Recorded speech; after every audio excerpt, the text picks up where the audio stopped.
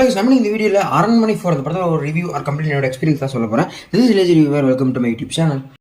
அரண்மனை ஃபார் இதை டைரக்ட் பண்ணது நம்ம சுந்தர்சி, அவர் தான் நடிக்கவும் செஞ்சிருக்காரு.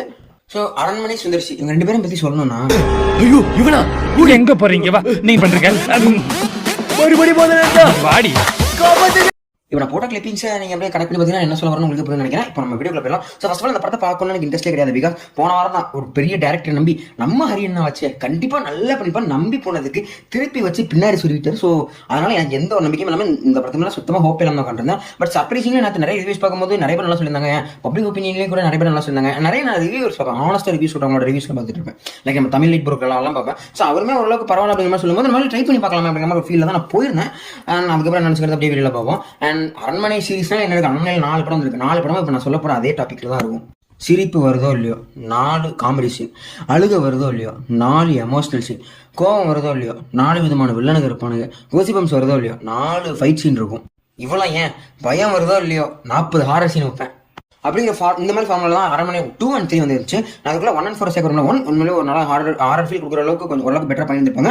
அண்ட் 4 மிஸ் சில இடங்கள்ல அந்த ஜம்ப் கட்ஸ் நல்லாவே ஒர்க்கா இருக்கு. பட் இருந்தாலுமே அது எப்படி சொல்றது, ஸ்லோ பில்டா இருக்கிறதுனால சில சீக்வன்ஸ்ல இப்போ பாரு இங்கிருந்து போய் வரப்போகுது, இப்போ பாரு அங்கிருந்து போய் வரப்போகுது அப்படின்னா அந்த இடத்துல தான் வருது. அது மாறி வந்தா கூட பிரச்சனை இல்லை அப்படிங்கிற மாதிரி சொல்லலாம்.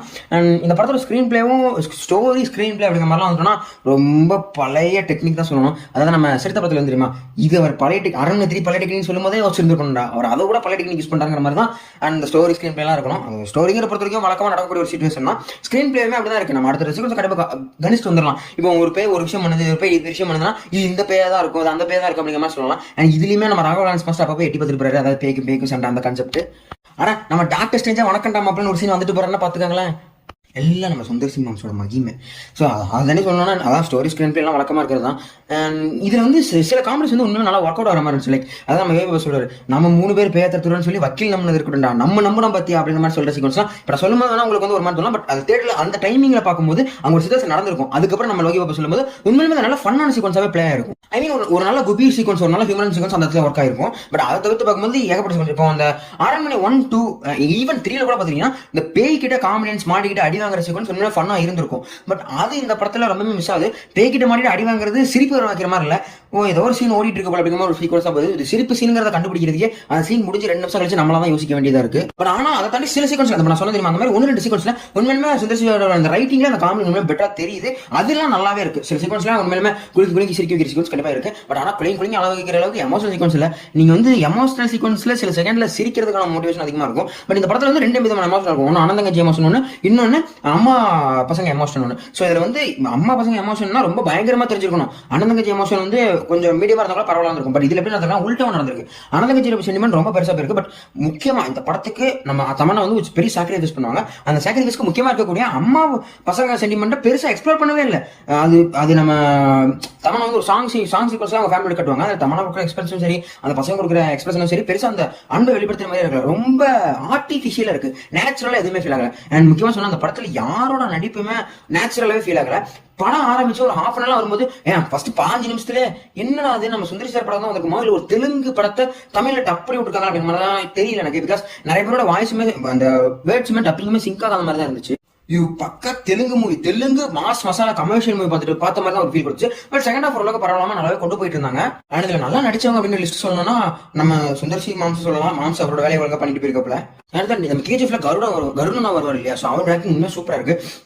இன்டர்வல் வரைக்குமே அவர் ஹீரோவா வில்லனா அப்படி, அதாவது நல்லவனா கெட்டவனா அப்படிங்கிற ஒரு விஷயத்தை கொண்டு போறதா இருக்கட்டும். இன்டர்வலுக்கு அப்புறம் வரக்கூடிய ஒரு சின்ன ட்விஸ்டா இருக்கணும். அது நல்லா தான் இருக்கும். பட் என்னதான் அந்த ட்விஸ்ட் எல்லாம் கெஸ் பண்ற மாதிரி தான் இருக்கும். ரொம்ப பெரிய ட்விஸ்ட் அப்படிங்கிற மாதிரி ஒன்றும் இல்லை. பட் இருந்தாலுமே அந்த கேரக்டர் ஒன்றுமே நல்லா பண்ணியிருந்திருப்பாங்க. அதாவது அந்த கேரக்டருக்கான ரைட்டிங்கை விட அந்த கேரக்டருக்கான அந்த கேரக்டர் வந்து நடிச்சிருப்பாரு அந்த கருடன். அவரோட ஆக்டிங்கும் அவர் பார்க்கக்கூடிய விஷயம் ஒரு சீக்வன்ஸ்ல நம்ம வெளியே பார்ப்போம் முறைச்சுதான் பார்ப்பாரு. ஒரு காமெடி சீக்வன்ஸா இருந்தாலுமே அவரோட லுக் அவ்வளவு பயங்கரமா இருக்கும். அதனால அந்த கேரக்டருக்கான ரைட்டிங்கோட அந்த கேரக்டர் சூப்பரா தெரியும். அது பிகாஸ் அவரோட ஆக்டிங்னால உண்மையிலே நல்லாவே இருந்துச்சு. அந்த பர்டிகுலர் சீக்வன்ஸ் உண்மையிலே நல்லாவே புரிஞ்சு. ரைட்டிங்ல கூட ஒரு கேரக்டர் பெட்டர் ஆகலனாலும் அந்த ஆக்டிங்ல ஆகிறது எனக்கு உண்மையாக நல்லா பிடிச்சிருந்துச்சு. நான் தாண்டி பார்க்கணும் அந்த படத்துல பாசிட்டிவா நம்ம இப்ப பாத்தீங்கன்னா இருக்காப்ல அவரை பத்தி சொல்லணும்னா அவர் உண்மையில நல்லா போட்டு அந்த படம் ஆரம்பிக்கும் போது அந்த டைட்டில் கார்டு முடிஞ்சதுக்கு அப்புறம் போடக்கூடிய சில நேம்ஸ் போடுவாங்க இல்லையா, அந்த இதுல வந்து பழைய அரண்மனை 2க்கு இவர் தான் மியூசிக் கொடுப்பாரு. ஸோ அந்த மியூசிக் எடுத்து யூஸ் பண்ணிருப்பாரு. அது உண்மையாக நல்லா இருந்துச்சு, நல்லா டச்சா இருந்துச்சு. அங்கங்க கொடுக்கக்கூடிய சில பிஜிஎம்ஸ் நல்லா இருந்துச்சு. அண்ட் ஒரு சின்ன பேரடி சீக்வன்ஸ் பண்றேன் அப்படின்னு ட்ரை பண்ணி அவன் எனிகமோட மியூசிக் எடுத்து போட்டு வச்சிருந்தாரு. பட் அது பேரடி மாதிரி ஃபீல் ஆகல, எதுக்குடா அப்படிங்கிற மாதிரி தான் ஃபீல் ஆச்சு. அப்புறம் ஓவரா சொல்லணும்னா அதான் நான் சொன்ன மாதிரி 4 காமெடிஸ் 4 ஆக்ஷன்ஸ் அண்ட் நம்ம ராவலான் சொல்ற உனக்கு நம்ம மொமெண்ட், அப்புறம் நம்ம டாக்டர் ஸ்ட்ரேஞ்சோட உனக்கு நம்ம மொமெண்ட், அண்ட் முக்கியமா சொல்லணும்னா ஏகப்பட்ட ஹாலிவுட் மூவிஸோட ரெஃபரன்ஸ்னு வச்சுக்கோங்க, காப்பின்னு வச்சுக்கோங்க, இன்ஸ்பிரேஷன் வச்சுக்கோங்க, எல்லாத்துக்கும் பொதுவாக ஒரு வார்த்தையை சொல்லி முடிச்சிடறேன். ஸோ அந்த மாதிரி சீக்கிரம் ஏகப்பட்டதை வச்சு கண்டிப்பா ஒரு விஷயத்தை பேக் பண்ணி கொடுத்துருக்கு அப்படின்னு சொல்லலாம். இப்போ நம்ம நைட்டு 12 மணிக்கு பிரியாணி சாப்பிட்டு அவன் சொல்ற இடத்துக்கு போகும்போது நம்ம ஹைதராபாத் பிரியாணி அடியில இருக்கும்போது எடுத்து போட்டு நூலை வச்சு கெட்டி பேக் பண்ணி கொடுப்பாங்க அந்த ரோட்டு கடையெல்லாம் பார்க்கும்போது. அந்த மாதிரி அங்கங்க சிந்தி இருக்கிற ஸ்கிரிப்ட் நூலை வச்சு கெட்டி, அதாவது அந்த நூலுனா தமிழ் ட்ரெஸ்ல வருது அந்த நூல் இல்ல, இவர் ரைட்டிங் நூலை வச்சு கெட்டி ஒரு மாதிரி பேக் பண்ணி கொடுத்துருக்காரு. பரவாயில்ல, ஓரளவுக்கு நல்லா டெலிவரி இருக்கு. பட் இருந்தாலுமே it's not up to the bet. ஒரு ஹாரர் ஃபிலிம் ஸ்டாண்டர்ட் இருக்கு இல்லையா? இந்த படத்துலயுமே சர்ப்ரைஸான தீம் இருந்துச்சு. லைக் நம்ம சுந்தர்சி மாம்ஸ் எப்பயுமே 45 நிமிஷத்துக்கு கூட தான் படத்துக்குள்ள இறங்குவாரு. பட் அந்த படத்துல அந்த ஹீரோ சித்தார்த்தோ இல்ல வினயோ பண்ண கேரக்டர் இல்ல அப்படிங்கிறதுனால இவரே பண்ணிட்டாங்க அப்படின்னா ஃபர்ஸ்ட் சீன்ல என்ட்ரி. ஆனா ஃபர்ஸ்ட் சீன்ல என்ட்ரினால 15 நிமிஷத்துக்கு அப்புறம் ஆள் திரும்பி காணாம போயிடப்பல, 1/2 மணி நேரத்துக்கு அப்புறம் திரும்ப என்ட்ரி கொடுக்குற மாதிரியே இருக்கு. அதெல்லாம் உண்மையுமே அதாவது ரைட்டிங் எல்லாம் டிஃபர் பண்ணணும்னு சொல்லிட்டு 1/2 மணி நேரத்துக்கு 45 நிமிஷத்துக்கு அப்புறம் வருவானா 15 நிமிஷத்துக்கு முன்னாடி போடு, 1/2 மணி நேரத்துக்கு பின்னாடி போடு அப்படிங்கிற மாதிரி தான் இருக்கு. அதாவது வடிவேல் வந்து இந்த தேட்டர் வச்சு தேட்டர்ல ரீல மாத்தி போடுவார் இல்லையா, அந்த கதையை தான் தெரியுது. இவர் வந்து பேப்பரை மாத்தி போட்டு ஷூட்டிங் முடிச்சு எடிட்டிங்ல பண்ணி விட்டாரு, அவ்வளவுதான். அண்ட் ஓவரால் இந்த படத்தை பத்தி சொல்லணும்னா ஒரு ஒன் டைம் வாட்ச்லான மூவி தான். நீங்க ஃபேமிலி டான்ஸோட போறீங்கன்னா நல்ல ஒரு என்ஜாய்மெண்ட், கிட்ஸ் எல்லாம் கூட்டு போனீங்கன்னா நல்லாவே உண்மையுமே என்ஜாய் பண்ண வாய்ப்புகள் அதிகமா இருக்கு. ஒரு நாள் ஒன் டைம் வாட்ச்லான பண்ண மூவி தான். நீங்களுமே பண்ணலாம். ஒரு ஒன் டைம் சில சீக்வன்ஸ்ல சிரிக்கிறது, சில ஜம்ப் கட்ஸ் நல்லா இருந்துச்சு. அதுக்கப்புறம் சில எமோஷனல் சீக்வன்ஸோட ஒரு ஃபுல் பேக்கேஜ் ஒரு பேக்னா மூவி கொடுத்துருப்பாங்க. ஒன் டைம் வாட்சபிளா இருக்கும். அதே பார்க்கும்போது நம்ம லோகேஷ் நாகராஜ் இப்பதான் எல்சி அப்படிங்கிற விஷயத்தெல்லாம் உருவாக்கி நிறைய யூனிவர்சல் மூவிஸ் எல்லாம் கிரியேட் பண்ணி அதில் அப் அண்ட் டவுன்ஸ் பார்த்து வந்துட்டு இருக்காங்க. பட் இதுக்கெல்லாம் நமக்கு கோலிவுட் சினிமா ஏன் தமிழ் சினிமாவை ரூல் பண்ணது 2 யூனிவர்ஸ் தான். Muni cinematic universe, Kanchana cinematic universe, இன்னொன்னு நம்ம அரண்மனை சினிமாட்டிக் யூனிவர்ஸ்.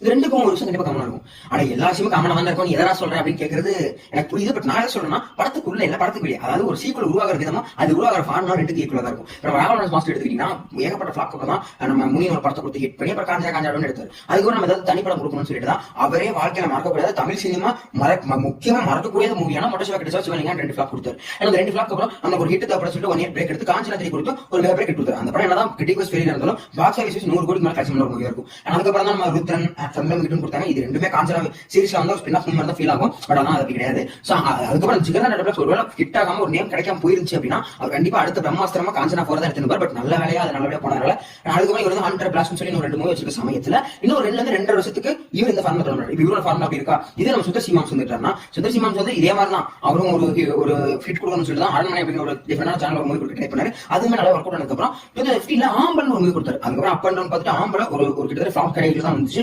அதுக்கப்புறம் ஹிட் தேவைப்படுன்னு சொல்லிட்டு 2016 அரண்மனை எடுத்து வச்சிருக்கோமே பாட்டு எடுத்து அந்த நேம்ல ஓடிலாம் சொல்லிட்டு அரண்மனை எடுத்து அதுவுமே போட்ட பட்ஜெட்டோட டபுள் மடங்கு ப்ராஃபிட் கொடுத்ததுனால அப்போதைக்கு அது பெருசா யாரும் சொல்லல. ஆனா அதுக்கப்புறம் கலிகிராஃப் ஓரளவுக்கு நல்லா மெயின் ஆயிட்டு இருக்கும் போதே 2 மிக முக்கியமான படத்தை கொடுத்தாரு. எப்படி நம்ம மொட்டை சிவலிங்கம் வந்து ராவண சமஸ்தத்துல மறக்க முடியாத படமா இருக்குமோ அதே மாதிரி தமிழ் சினிமா மறக்கக்கூடாது இன்னும் 2 மூவியான ஆக்ஷன் அண்ட் வந்த ராஜாவான் 2 படம் வந்து 2மே மிகப்பெரிய ஃபிளாப் ஆச்சு. அதுக்கு எனக்கு ஹிட்னு சொல்லிட்டு இவர் அதே மாதிரி ஒரு வருஷம் கேப் எடுத்துட்டு 2021 அரண்மனை 3 அப்படின்னு கொடுத்தாரு. அதுவுமே கிரிட்டிக் சமாளி வாங்கியதாலும் கூட போட்ட படத்துக்கு நல்லா ப்ராஃபிட் கொடுத்த மாதிரி சொல்றாங்க. அதுக்கப்புறமா மீனாக்கி நம்ம இப்போதைக்கு இது போதும் அப்படின்னு சொல்லி மூட்டை கட்டி வச்சுட்டு வேற ஒரு படம் எடுக்கலாம் அப்படிங்கிற மாதிரி பிளான் தான் வந்தாரு. அவரும் ஒரு படம் எடுத்து விட்டாரு. அந்த படத்தை யாரும் சீன்ல கூட அப்படிங்கிறதா உண்மை. அந்த படத்துல பேரை சொல்றாரு. அதுல எத்தனை பேர் தெரியும் சொன்னா காஃபி காதல், இதுல ஜீவா, ஜெய், ஸ்ரீகாந்த் ஏகப்பட்ட பேர் நடிச்சிருக்காங்க. இதுவே இந்த படம் வந்து கூட எனக்கு ஒரு ஸ்டேஜ் பண்றாங்க. அதனால எனக்கு இப்போ ஹிட் தேவைப்படுதுன்னு சொல்லி அதே மாதிரி ஒரு வருஷம் கேப் எடுத்து நாங்கள் போட தள்ளிருப்போம் மாம் சேர்த்து பார்ப்பேன்.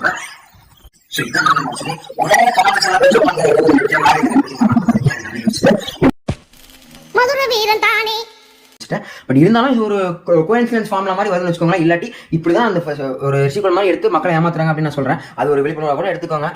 இப்போ வந்து சம்மர் டைம் ஒரு லீவ் டைம் வீட்லயே இருக்கிற குழந்தைங்களோ இல்ல ஃபேமிலியோ வெளியே எங்கேயாவது போகணும்னு ஆசைப்படுறாங்கன்னா ஒரு 2.5 மணி நேரம் இந்த படத்தை ஒன் டைம் வாட்ச்வலுக்கு போயிட்டு வாங்க. இல்ல எனக்கு வேற ஒரு இடத்துல நல்லா ஃபன் கிடைக்குன்னா இந்த இங்க கொடுக்கக்கூடிய 200 வேற இடத்துல கொடுத்துட்டு அங்கே என்ஜாய் பண்ணிட்டு வந்துருங்க.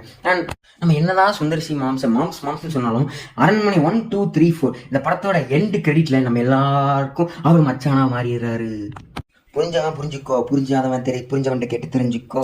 எனக்கு இந்த படம் அப்படிதான் ஃபீல் ஆச்சு. ஸோ இதே மாதிரி இன்னுமே நிறைய ஆபத்து நம்ம தொடர்ந்து வரது வெயிட் பண்ணி தான் இருக்கு. மிகப்பெரிய இன்னும் 2 வருஷத்துக்கு அப்புறம் வரக்கூடிய 100 பிளாஸ்ட் 2 மூவியுமே சரியா போகலாம். ராவணன் மாஸ்டர் ஒரு செட் தோசையோட வருவாரு. அரண்மனை 4க்கு அப்புறம் நம்ம இவர் வந்து சங்கமித்திரன் மூவி எடுக்கிற பிளான் இருக்காரு. அப்புறம் அக்ஷய்குமார் வச்சு ஒரு படம் ஹிந்தி இருக்கிறதா பிளான் இருக்காரு. இந்த 2 படமும் சரியா போகல. இல்ல இதுல ஏதாவது ஒரு படம் சரியா போகலாம். திரும்ப அரண்மனை ஃபெயின் நம்ம ஆளுக்கு ஸ்கிரிப்ட் எடுத்துட்டு வருவாப்புல. ஆனா உண்மையா எல்லா இடத்துலயுமே ஒரே ஒரு விஷயத்த வச்சு அரண்மனை என்னதான் நம்ம அரண்மனை கலாய்ச்சாலும் என்னதான் நம்ம அரண்மனை ஓட்டணும் ரோஸ்ட் பண்ணி கழுவி ஊற்றினாலும் நம்மளே திரும்ப தேட்டருக்கு படம் பார்ப்போம். அதுக்கு ஒரே ஒரு ரீசன் தான். அதுதான் நம்ம சுந்தர் சி மாம்ஸ் நம்மளுக்கு எல்லாம் மச்சாவா ஆகிற சீக்வன்ஸ் தான் அது. ட்ரெஸ் பற்றி கண்டிப்பாக கமெண்ட் சொல்லிட்டு அந்த படத்தை பார்த்தவங்களுக்கு நான் சொல்ல ஒப்பீனியன் கரெக்ட் தானா இல்லை உங்களுக்கு வேறு ஏதாவது மார்க்கெட் இருக்கா அப்படிங்கிறத கண்டிப்பாக கமெண்ட் சொல்லுங்க, அதை நான் படிச்சு பார்க்குறேன். நான் அதே மாதிரி எத்தனை பேத்துக்கு சுந்தர் சி மாம்ஸ் இந்த அரண்மனை சீரீஸ்னால மச்சானா மாறினாங்கிறத கண்டிப்பாக கமெண்ட் சொல்லிட்டு போங்க பார்க்கலாம். இதே மாதிரி 2 சில சந்திக்கிறேன். சரிங்க, டாடா பாய் பாய் மச்சான்.